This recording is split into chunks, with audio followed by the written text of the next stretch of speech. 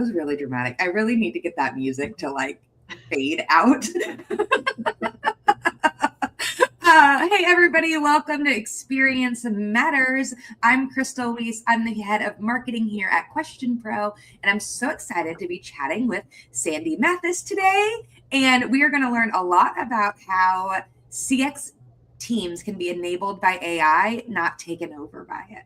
So, Sandy, give us a little bit about who you are, where you live in the world. Oh, I live in Austin. Tell us where you live in the comments. Sure. And like, you know, why you're here and why you matter in the world of CX. Awesome. Thanks, Crystal. Happy to be here. Happy Wednesday. So let's see. Let's start with first where I live in the world. I've just relocated a few months ago from Atlanta to the Philly area. I live out in the burbs. So right now I'm sitting in our lovely offices in Philly. And then who I am during the day is I'm a growth strategist, a senior manager within financial services for Accenture Song. So my role is really to help financial services organizations reimagine customer experience through the use of data, AI, and human-centered design. So I've been in this world, in this space for about 20 years, anything from the likes of Microsoft, Equifax, HCL Tech, and then I started off, spent a little time in the CPG space coming out of grad school and literally started my career selling insurance. So I really think about, things in terms of you got to have the insight, you got to have the programs in order to really drive the right business outcomes. So I'm excited to be here. Whenever I'm looking for people to interview for this, I'm always like, you know what? We've talked to a lot of people in call centers. We've talked to a lot of people here. I was like, I'm always looking for people. Like I have finance, economics is like a hobby. I don't know if I read a lot of books on it because I find it really fascinating. Like I just finished a book about the history of the Federal Reserve, and not something people would expect from me in my free time. But I'm always looking for people to interview in areas that we haven't talked to yet. So I'm really excited to kind of see how you see the customer experience when it comes to finance and that kind of like growth strategy. I'm excited. So, guys, if you have any questions for Sandy, put them in the comments. Our producer, Marisol's in the background. She's going to be able to see all of them and pop them up on the screen. So let's get started. Many teams know what customers want, but struggle to operationalize it. You have a lot of experience with teams, and I'm assuming just like in marketing, we have like big visions, and then like one person will do one thing successfully, and then it just like goes into the ether. Yeah. There's a little bit of what I call dusty rustiness, right? Because it's like the one thing, and then everybody's like, that's the way to do it. I'm like, no. So I think it really happens because within organizations, because there's just a lot of like fractured kind of design. This is not, this part is not new news, right? So organizations, we are traditionally structured around a function, right? Not around a customer journey. And I'm not saying that organizations have to be structured around customer journeys, but if you think about it, marketing owns messaging, a product team owns its features and what they're delivering. Operations delivers, owns the delivery feature, but the customer experience really is the thing that weaves, right? And it's a continuous journey. Again, not new news, but when something breaks, organizations will struggle to understand where those kind of gaps are happening. So it's happening between the teams, it's happening in the gaps between the handoffs between teams. And often we don't understand what happens on the other side of what it is that we're doing.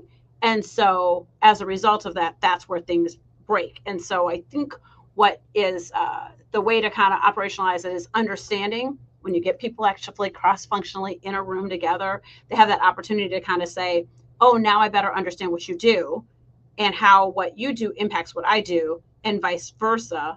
And so on down the pipeline. And I think with the role of AI, and I know we're going to talk more about this in a little bit, but AI really can help kind of surface that where the breakdowns are happening through signals that you're getting from all of your various kind of touch points from your customer feedback, and being able to identify those kind of patterns. So I think, that's what I've witnessed, continue to see, think about boulders being pushed up the hill, that kind of thing. So that's what the real gaps are around not understanding what they want.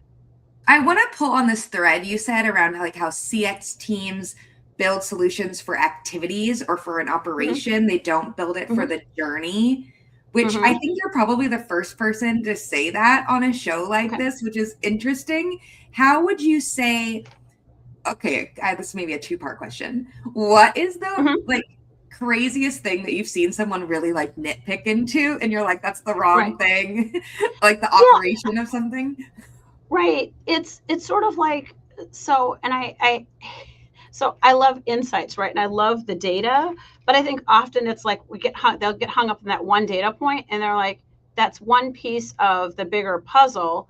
And we're pointing at this one part around, we need to fix the experience in terms of how it's delivered online, right?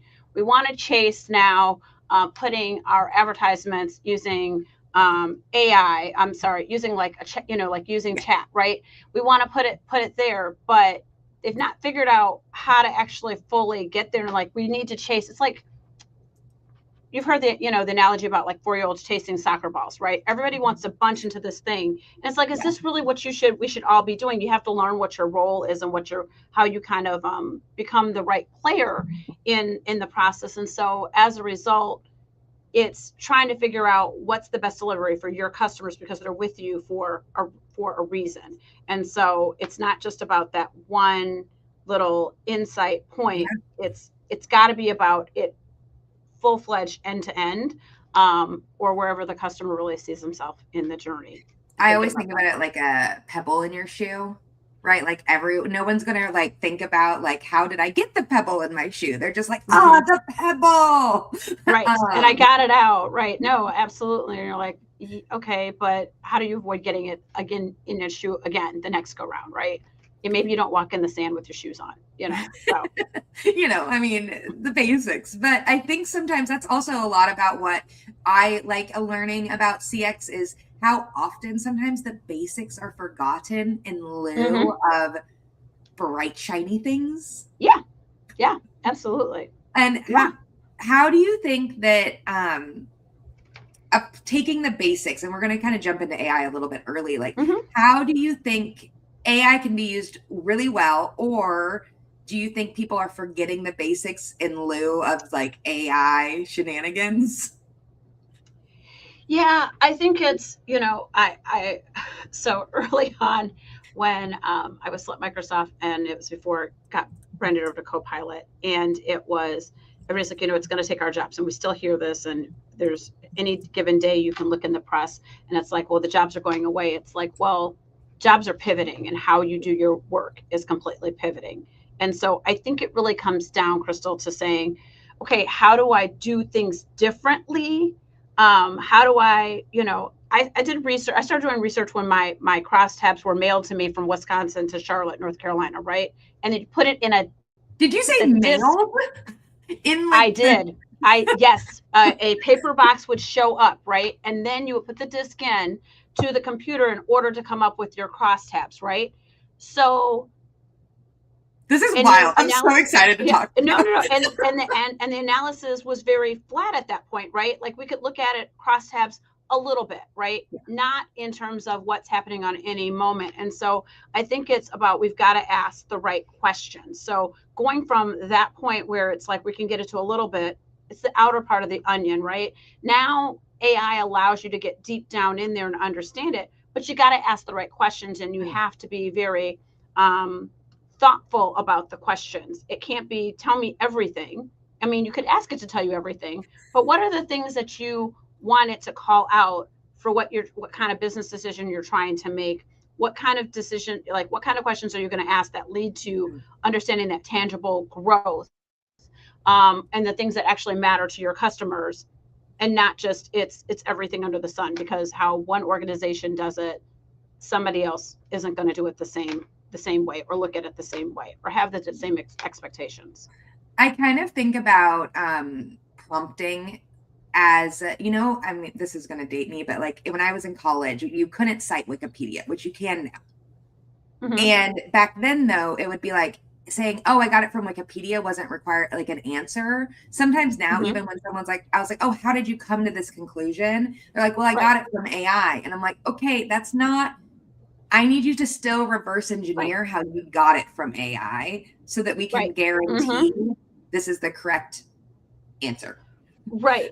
Exactly. Well, and it's like when someone says, "Oh, about hallucinations." Well, I'm like, one way you get around hallucination, making sure it's not giving you something it made up is, Yeah. what are all the sources? I don't care that it took 50 sources to see what it is. I need to understand where is that connection point between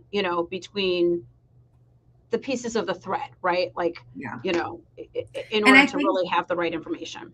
that is something we just gave a talk on our research side last week in Mm-hmm. Dallas with the chief innovation officer of G2 Crowd, which is like a software review site.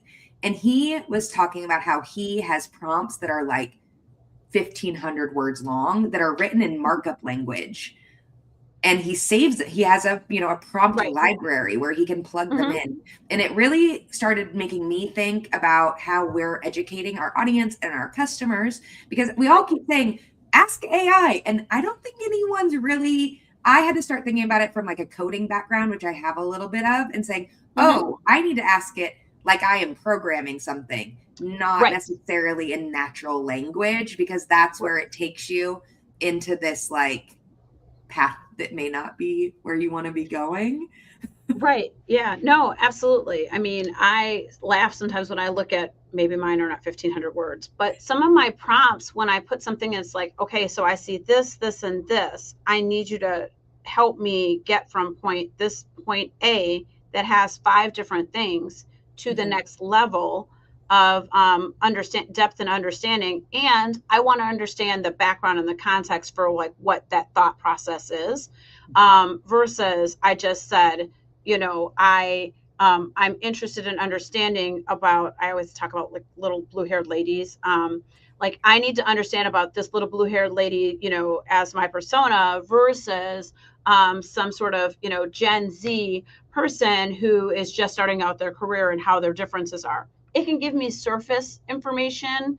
And depending upon the tool and how much it's actually, your tool has been set up to kind of do that digging, but there's Mhm. still a certain level of thought process that has to happen around, what do I know about the differences between these personas and the audiences first before I even go any further. It's not enough to just say she's blue hair. Like I Yeah. gotta have like much more information than that.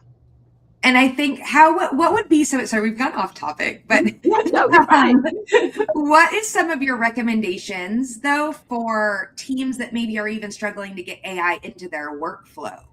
I was Right. at CX Forrester last year at a women's section of it. Mm-hmm. And Mm-hmm. I'm having to make sure my team doesn't sign up for things where the terms and conditions, like, take away their like voice and face because they're like, oh, I signed up for a new tool. And I'm sitting next to people in other industries that are like, I'm trying to get our surveys online, not on paper. Right. Yeah. And Yeah. I Yeah. was Yeah. like, oh, we have very different problems. So how would you recommend someone in, let's say, really, institutional kind of areas working within CX? How do they Mm-hmm. start adding AI into their workflow in a way that doesn't scare their bosses? Right. So I think in my mind, what I would say is, if their tool comes enabled with basic AI, I'm putting that in air quotes, right? Mhm. So I think that most tools come embedded with at least a little bit at this point, without getting into calling out any specific platforms. Using that first to say, what would it look like if we had to still do this the way we were doing it, whatever that looks like, whether it is still we're using our paper surveys and then having those translated and whatever else, versus what it would look like to have it online. You got to give it's just like anything, like show me the money in terms of how Mhm. much time savings there is just from a basic analysis. And then it's that same group, it's almost like an A/B test, right? It's, let me see what we have here.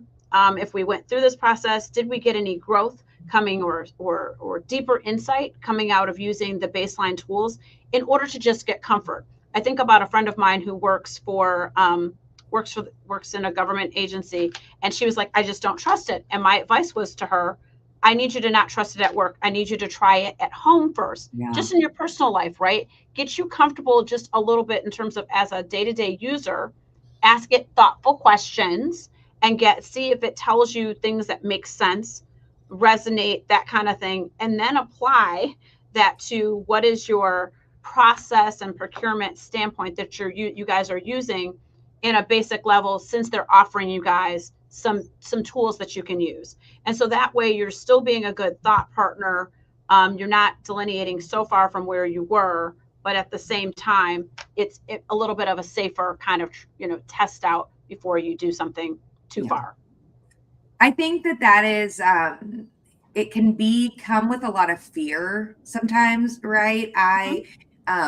Before I joined Question Pro, I worked in the blockchain finance space for a long time. And that really had a lot of like, well, what happens to my job if I don't have to double check these things? Because there's a cryptographic proof that does it for me. And you're like, no one's trying to take anyone's jobs away. Right.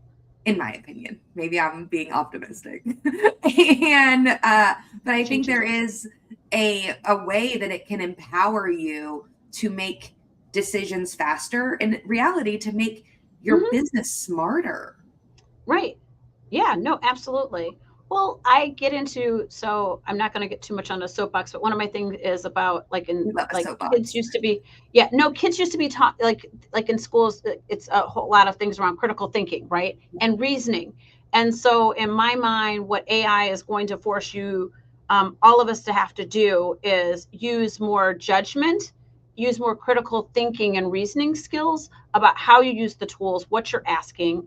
And if I think about, kind of like this world of not just AI, but just even around thinking about how you apply it to getting the right insights, judgment, and being able to think about how you prioritize, because there's always going to be things that are not a part of your prioritization matrix that make sense, right? Yeah. AI isn't going to know that. I don't care how smart the tool is. It might maybe in a few years if we have implants or whatever, maybe, but you know what I mean? I think that is a really big thing, because I always say the job is changing, the humans are not. And so we have to, make sure that we think about things a little bit different. Same thing with experience design.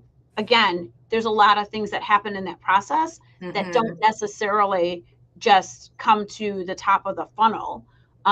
In terms of how you do the work and what it means for the customers or the teams as well. And you have to assume that people are self-reporting the correct information. And I think that's where sometimes maybe AI can pull a different trend that you're not seeing based on the data that you have, at least to say, hey, we're seeing in the market this. Maybe you should ask this question and see if you're seeing it.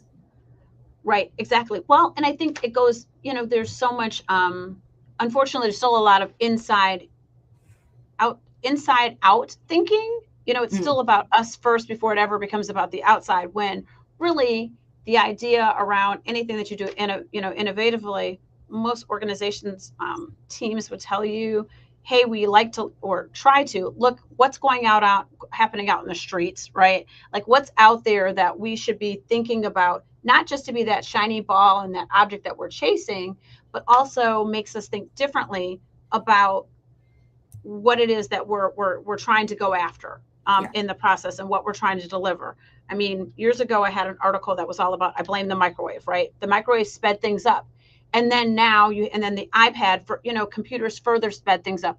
And so if we're looking at that next kind of generation and kind of that output, the reality is you're going to look for how do you speed up and get the efficiency, but don't lose the core parts of what matters and how you think it through.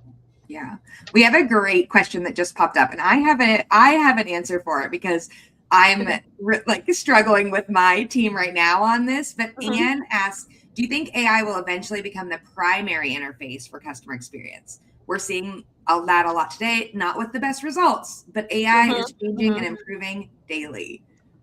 Yeah, I think So I would probably say I don't expect it to be the primary interface. And here's my reason why. Because organizations are always going to want to keep their customer data private.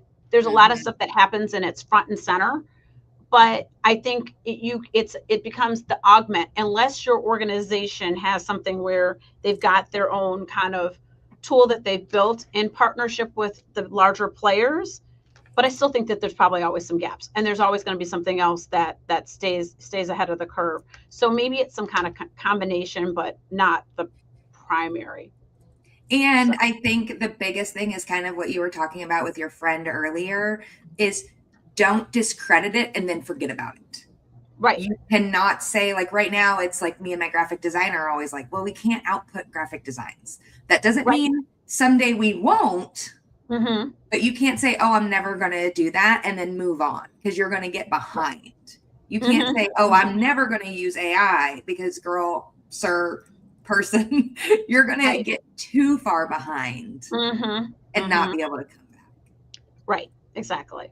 And I think that's where I sometimes, I still think it's funny. You in our pre-questions, we were talking about, CX transformation. I still, I never did crosstabs on paper. So I always assumed people were always digital. No, yeah, it used to come out. It used to be printed, and like the pages were like super large because it came off of a big database thing. So yeah, and then you pull it I through, was thinking and about then doing you like a wait for you work guerrilla. for the break.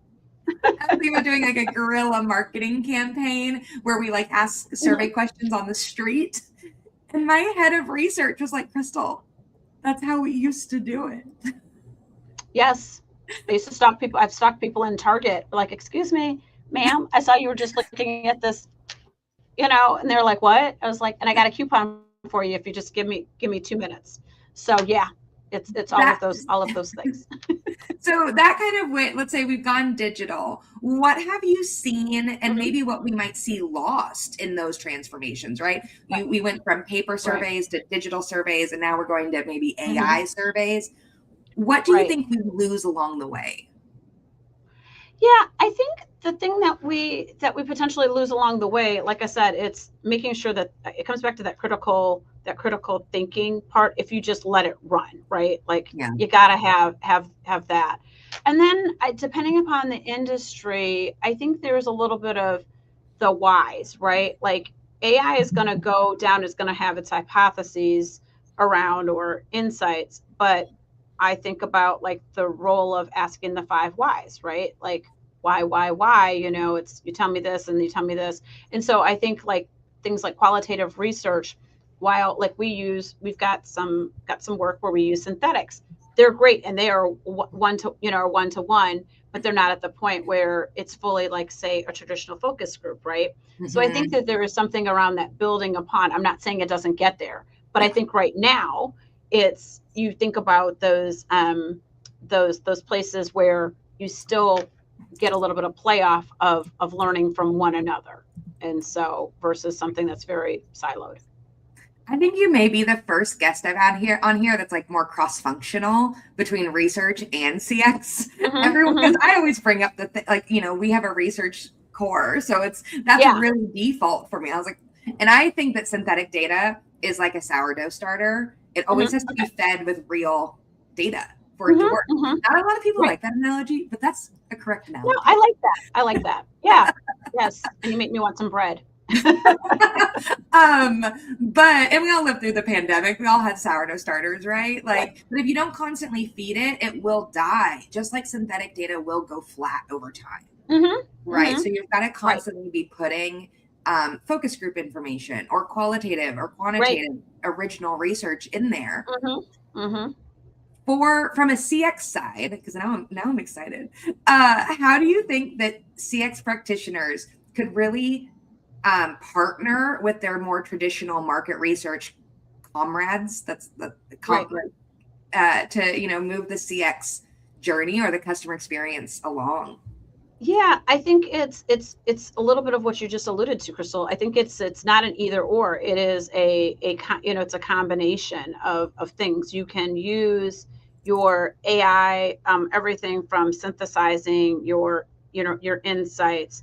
using that to also pull out questions and learnings that out of that process that can also be brought back to your subject matter experts, because things often that are in a customer experience strategist or whoever on the team's brains is not necessarily fully appearing in anyone's AI tool or even traditional research, right? Unless it is, here's the takeaways of what we learned.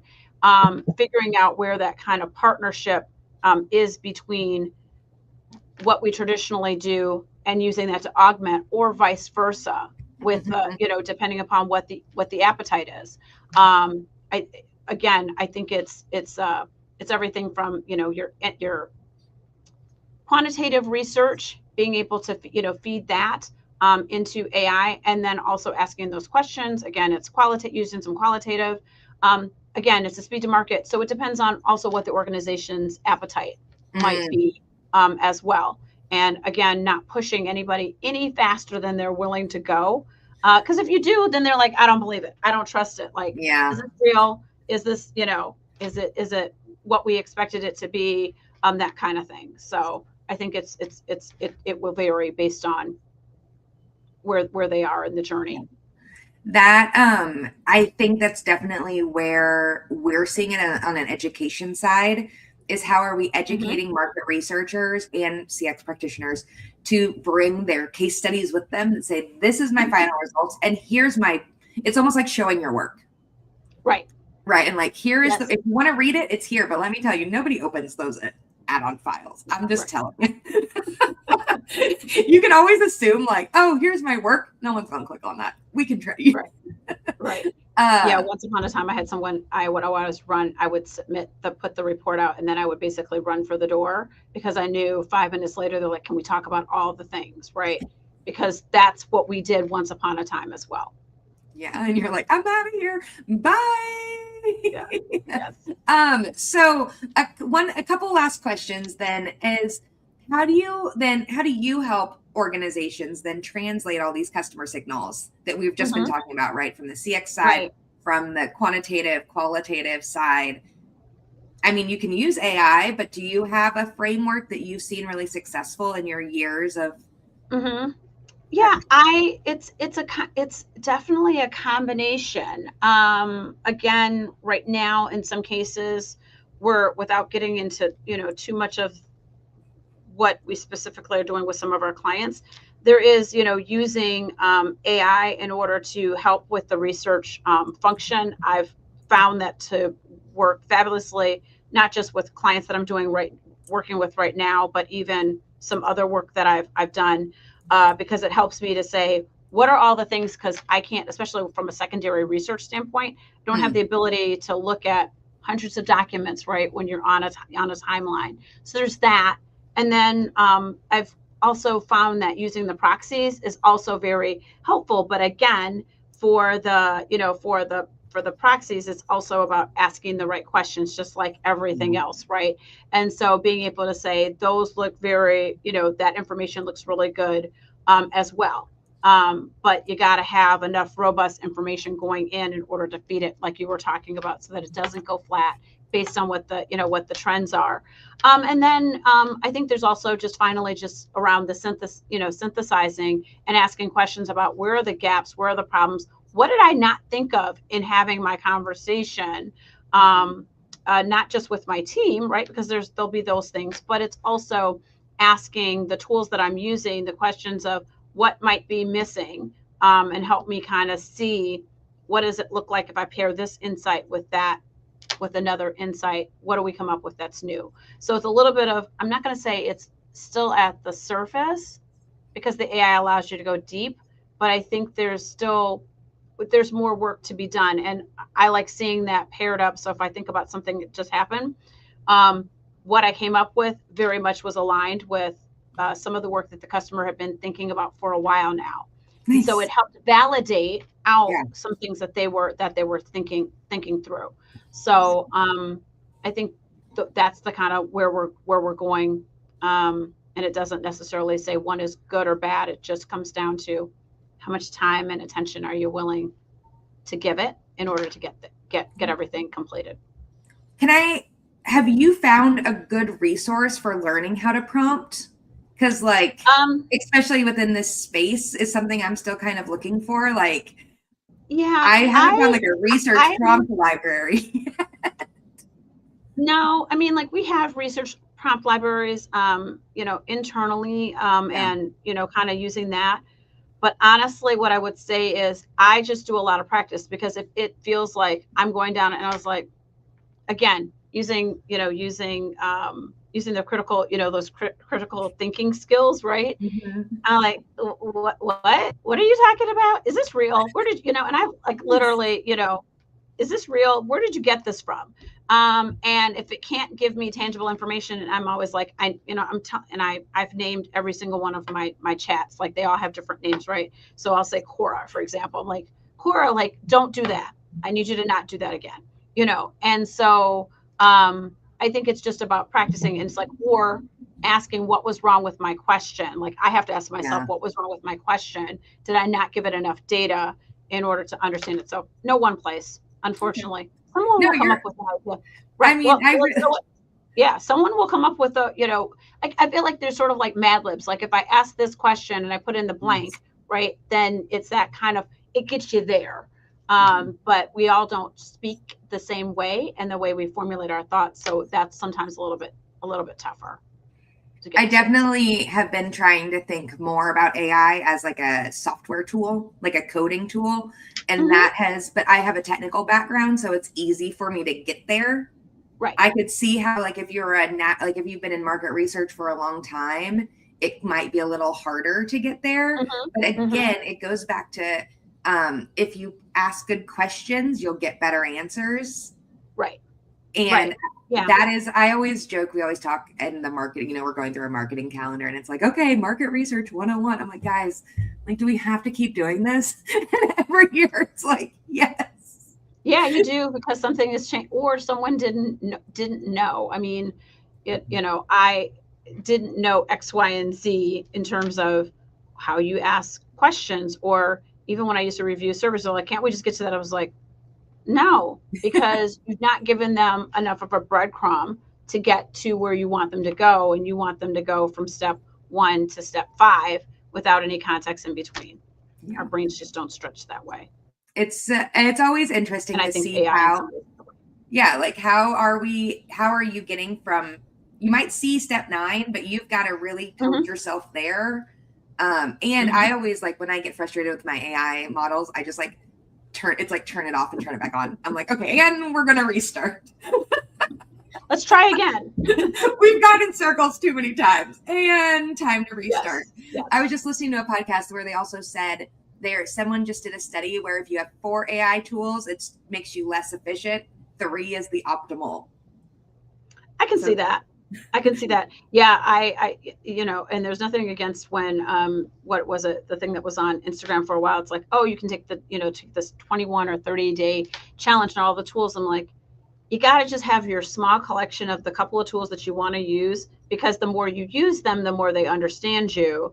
Hopefully it's not leading you down like a path that's horrible, but I do think there's something about how does it interact with you over time in order to really get you to the right kind of answers, which is why I love, like, be careful sharing it with your colleagues. So we have one that we share with our team, and because we all live in different countries, it's like, oh, you're actually like a German, Spanish, American person. You're like, no. So it's like, it has gone a little while. We have to clear the memory. But it can get, so, absolutely. And I think that's where sometimes people forget to have fun with these new tools, just like people forget to have fun in customer experience and market research. I'm always like, if you're not surveying if a hot dog is a taco, like, do some fun surveys, guys. Remember why you do this for a living. Right. Exactly. Okay, so I got a couple rapid fire questions that I ask everybody, because there are some spicy takes, and this is like an internal discussion here at Question Pro. NPS, pro or con? Ooh, I'm in between. Just like NPS scale, I'm in between. I'm a 5. which is not But good. that means you're a detractor. I know. That's what I said. I'm not good. That's not good. I'm sorry. I say 0 to 10. Yeah, because I'm not good. It depends on how it's used. Okay. Yeah. Yeah. Automated AI bots for your customer journey. I'm gonna say con. I feel like there's something that's gonna get missed, gonna be left on the table. I mean, they're already going rogue. Which is my favorite. And then, okay, qual or quant? Now that I know you have a research background. Gosh, I'm gonna go with qual. I know I'm like it. Although in my spirit, I'm like, it's neither. It's both. It's not one or the other. But yeah, for the sake of our AI conversation, I'm gonna. If I had a perfect world, all my analysis could be run through the AI, which it can't. Yeah, I would go with qual. Okay, I'm getting ready to go do my first, like, I've never watched a focus group before. Oh, okay. So I'm gonna do that. One of our friend, like Question Pro, like friend Celicia, she runs Think Group here in Austin. Her office, I can see it from my apartment. Oh, okay. And yeah, I was like, oh, could I come watch a focus group sometime? And she was like, yeah. So I'm gonna go watch one because I've never seen one before. That should be fun. Yeah, I spent probably years sitting in the dark, behind the glass, as well as a good period of time in front of the glass as well. So yeah, they're fascinating. I love people. I'm fascinated by people all the time. So it's going to be, I'm pretty excited. I know this took us off our CX. The CX people are like, how did this become a research talk? But I think it's also, again, it goes with that like cross collaboration. If you don't talk to the people and you're only solving for the business problem, right, you're not solving for the customer experience. You are not. It is okay. Not Any last takeaways for our, if somebody could say, oh, I stopped listing halfway through. Yeah. What would, if I had a like closing thought, I mean, what I would say is, because everybody's like, AI is going to do all of these things. I think we have to remember that AI isn't at this point, as far as I can see, replace the human side of customer experience. You're going to still need the human in that, in order to sharpen the directions you're going. So I think organizations that are really going to be set to win are figuring out and are continuing to use this AI, driven insight, combined with using, the human-centered action in order to kind of come together to really continue to create and innovate and deliver on things that consumers, whatever, or clients, customers, whatever the term may be for your industry, to drive it forward. Awesome. And there is my LinkedIn clip for later. It's like I teed you up.